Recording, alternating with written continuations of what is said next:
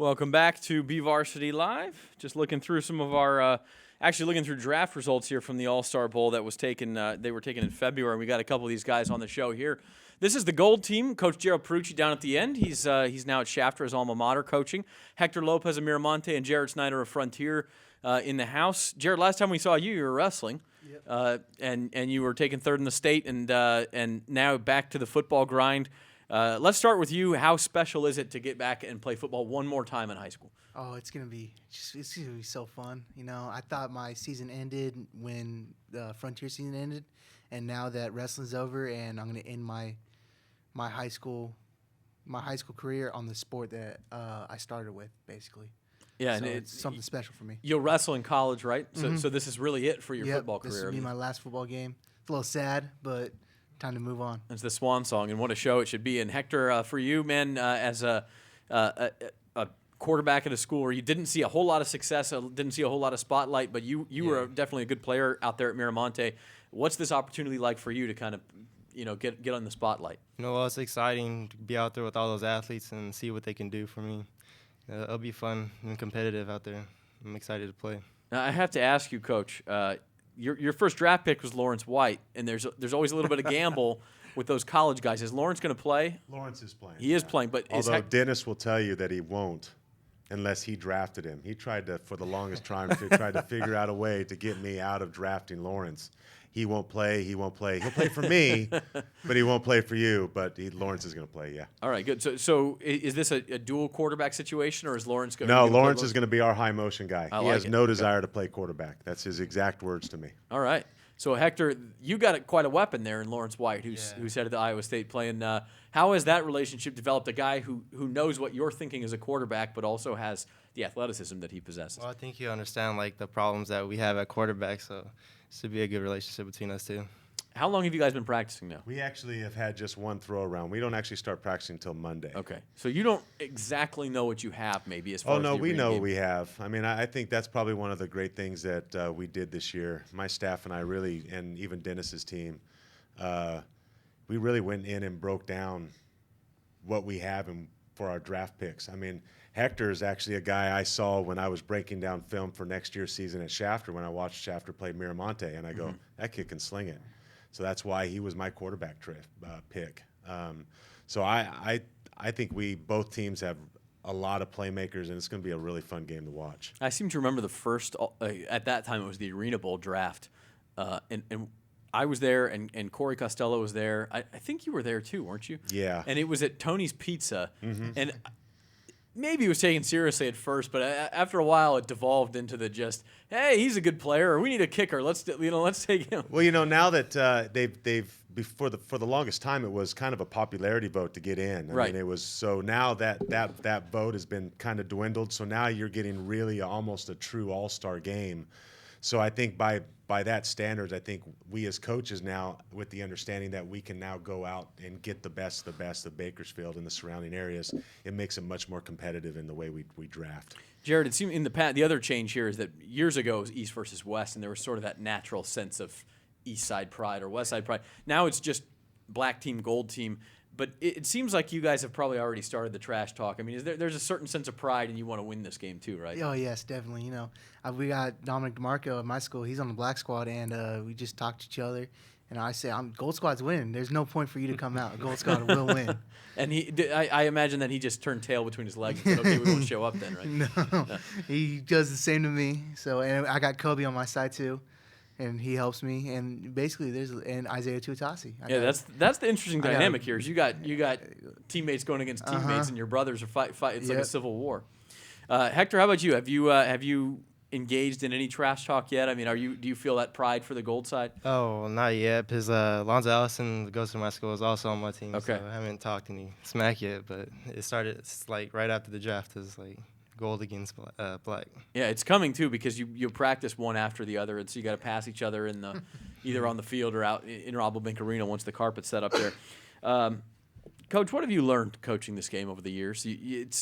I know it's such a different game, and you may think you know it, and then you learn something different every year. And now Eric Mahanke's not here to hex you this Thank year. God. So yeah, Thank God. what did he win it 5 years in a row? So what's different this year? Where are you more experienced in coaching this thing than you were a few Well, years I back? think as you go along, you come in as the first year I did it, and you don't realize that it's not traditional football. So the whole thought process of getting coaches or even us out of the idea of, oh, you'll run the zone read and you'll run this traditional style of offense. Yeah, you get your butt kicked. You'll get your butt kicked. I remember the first game I went to, they were trying to run veer, and it's like, what are we trying to do? And then as you get going, you start learning, and every year I go, I learn something new, and it's just been a learning. It's just a different style of game, and I think the more you coach it, the more you understand it, and the more it allows you as a coach to help these guys have success, and you don't feel like a hindrance to them, to their success, because you don't know all the nuances of the game. Now, Sure.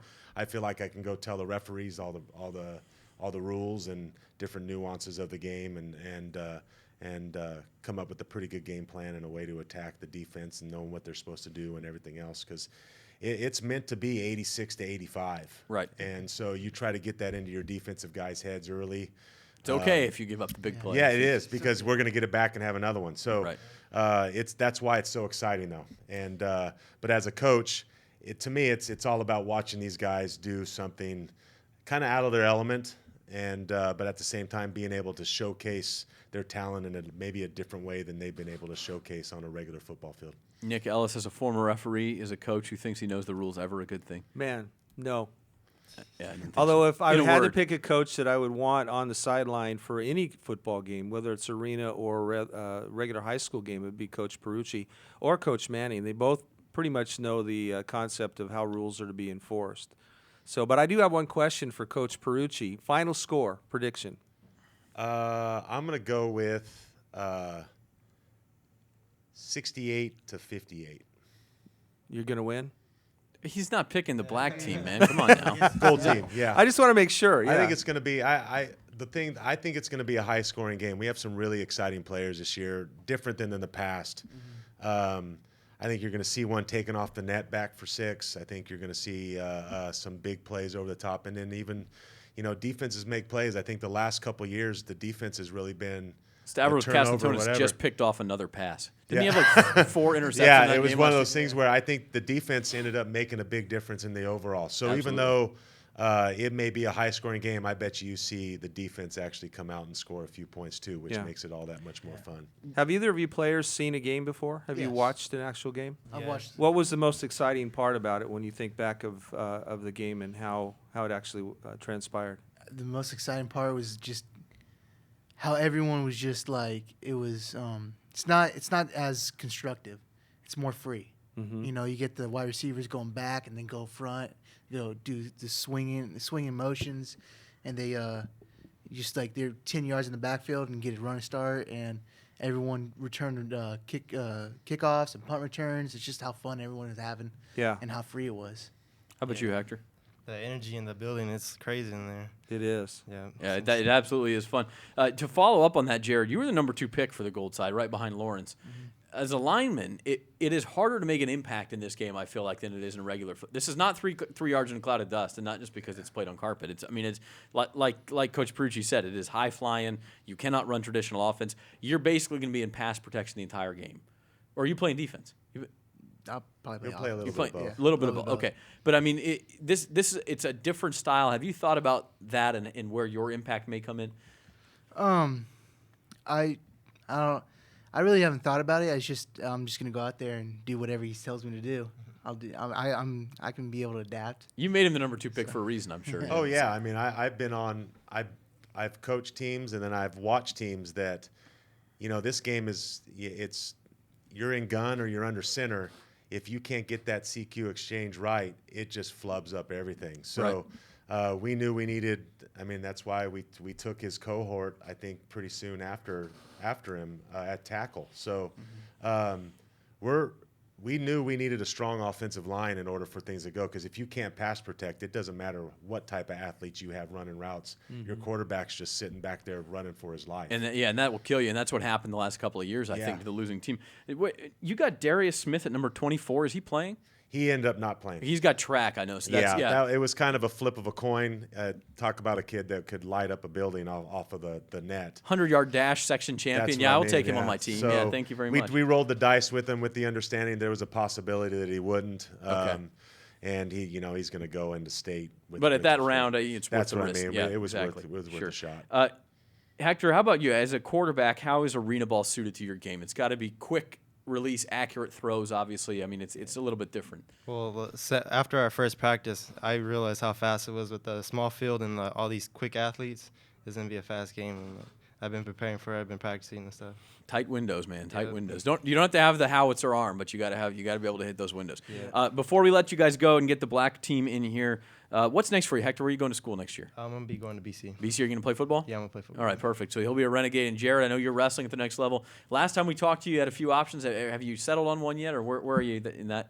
I am favoring Wyoming right now. Okay, University of Yes. Wyoming in the 7,000-foot high city of Laramie. So you'll talk- get your oxygen, man. Yes, You'll get your oxygen. I there. took I think 2 laps around a room, and I was sitting down, breathing heavily than I've ever done before.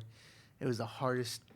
But- no oxygen up there. It's so hard. I'll tell you what, man, that makes you the toughest guy on the block if you practice in it every day. So, hey, guys, we appreciate you joining us. We're going to shift gears and get the black team in here with Dennis Manning and a couple of his players.